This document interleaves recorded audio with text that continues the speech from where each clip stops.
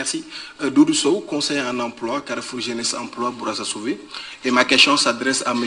Bouchard. Dans vos 10 paramètres concernant l'interculturalisme, vous avez évoqué un point essentiel, c'est-à-dire la question nationale, donc cette forte conscience historique de la majorité francophone fondatrice. Et vous ne trouvez pas qu'il y a des contradictions parfois que les Québécois doivent déjà régler avant de s'en prendre aux immigrants? Je m'explique. Sur la question de l'histoire, évidemment, au moment où on parle du retrait de certains cours d'histoire dans les cégeps, on demande par exemple à des immigrants de comprendre l'histoire du Québec. L'immigrant qui arrive peut se dire également, vous nous demandez de comprendre votre histoire alors que votre histoire n'est même plus enseignée également dans les cégeps. Des programmes de rapprochement aussi interculturel qui n'existent plus dans des régions, notamment à certaines régions où pratiquement ce programme est important pour favoriser le vivre ensemble harmonieux.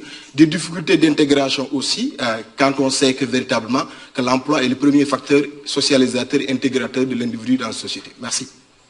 Merci, monsieur. Monsieur Bouchard.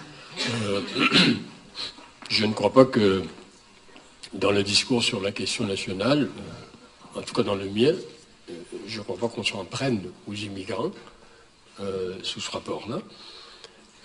Deuxièmement, vous avez en effet parfaitement raison de souligner cette contradiction qu'au moment où, moi par exemple, mais je ne suis pas le seul, j'insiste pour intégrer cette question nationale d'une certaine façon dans la vision de l'interculturalisme, qu'au moment où nous faisons ça, l'enseignement de l'histoire nationale prend de moins en moins de place dans le système scolaire.